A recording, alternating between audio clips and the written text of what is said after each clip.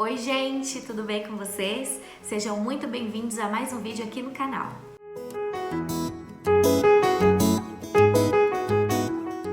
E no vídeo de hoje, como vocês viram no título, eu vou falar sobre aqueles momentos das nossas vidas que nós temos certeza que estamos fazendo a vontade de Deus, que estamos na direção de Deus, mas na verdade não estamos.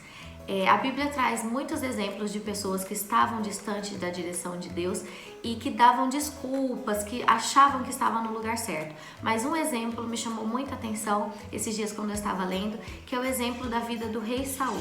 A partir do capítulo 9 do livro de 1 Samuel, Saul é eleito, escolhido por Deus, o primeiro rei do povo de Israel. E a partir desse momento, a Bíblia fala que Deus mudou o coração dele. E Deus começa a estar presente com ele em cada momento da vida dele. Então, nas batalhas, como a gente vê no capítulo 11, que eu separei para ler para vocês, o versículo 6, que diz assim: Então o Espírito de Deus se apoderou de Saul, ouvindo estas palavras, e acendeu-se em grande maneira a sua ira. Então aqui ele está indo para a guerra contra os amonitas, e quando ele escuta uma afronta, ele vai cheio do Espírito para vencer aquela guerra e ele vence. Então, assim, é uma história que no começo ele está com a presença de Deus, ele é escolhido por Deus, mas depois a gente vê que ele vai saindo totalmente da vontade de Deus. Mas o que chamou a minha atenção, visto que essa história é uma história conhecida, a gente já sabe que Saul se ausentou da presença de Deus, mas o que chamou minha atenção foi a perspectiva de Saul, foi a própria visão dele. Ele tinha certeza que ele não estava fazendo as coisas erradas, tanto que ele dava desculpas, ele dava justificativa, e o Espírito Santo chamou minha atenção. Quantas vezes nós temos dado justificativas, nós temos dado desculpas para não fazer aquilo que Deus mandou. E eu vou mostrar para vocês, no versículo 11 diz assim: Então disse Samuel: Que fizeste? Disse Saul: Porquanto via que o povo se espalhava de mim, e tu não vinhas nos dias aprazados, e os filisteus já se tinham juntado em Miquimás, eu disse: Agora descerão os filisteus sobre mim a Gilgal.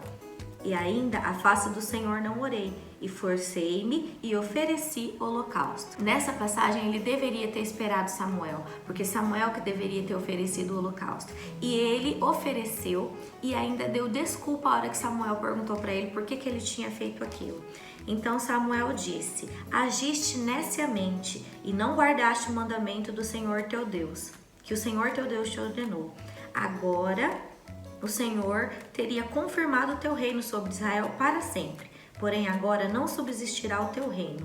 Já tem buscado o Senhor para si um homem segundo o seu coração, e já lhe tem ordenado o Senhor que seja chefe sobre o seu povo, porquanto não guardaste o que o Senhor te ordenou. Então, aqui Deus já mostra que ele já não está mais contente com Saul, porque Saul fez uma coisa que ele não podia e ainda deu desculpa, ele não se arrependeu. E a situação se agrava ainda mais no capítulo 15, porque no capítulo 15, Deus manda que Samuel fale para Saul que é para ele subir contra os amalequitas. E é para destruir tudo, todo o povo, não é para deixar nada. Mas aí no capítulo 15, no versículo 8, a gente vê que ele deixou o rei dos amalequitas vivo, que diz assim: E tomou vivo a Agag, rei dos amalequitas, porém a todo o povo destruiu a fio da espada. E Saul e o povo perdoaram a Agag, que era o rei, e ao melhor das ovelhas, das vacas e as da segunda sorte, e aos cordeiros, e ao melhor que havia, e não os quiseram destruir completamente, porém a toda coisa vil e desprezível destruíram totalmente. Então é nítido que ele não faz o que Deus quer. Ele escolhe o que é melhor que tinha lá no povo dos amalequitas e ele guarda. E também deixa o rei vivo, contrariando assim completamente o que Deus tinha falado para ele. E no versículo 13 do capítulo 15, quando Samuel chega, olha só a resposta de Saul. Veio, pois, Samuel a Saul, e Saul lhe disse: Bendito sejas tu do Senhor, executei a palavra do Senhor. Então ele afirma para Samuel que ele tinha feito conforme o Senhor tinha mandado. Olha só como o orgulho, como o engano, ele corrompe o nosso coração e tampa a nossa visão da realidade. Saul tinha certeza que ele estava fazendo a coisa certa. Então Samuel começa a questionar, a colocar ele contra a parede. Então disse Samuel: Que balido, pois, de ovelha é este nos meus ouvidos, e o mugido de vacas que ouço? Aí ele começa a dar mais desculpas ainda. Por que, pois, não deste ouvidos à voz do Senhor? Disse Samuel. Antes voaste ao despojo e fizeste o que era mal aos olhos do Senhor? Então disse Saul a Samuel: Antes dei ouvidos à voz do Senhor e caminhei no caminho pelo qual o Senhor me enviou. Ele continua teimando com Saul, dizendo que fez a coisa certa.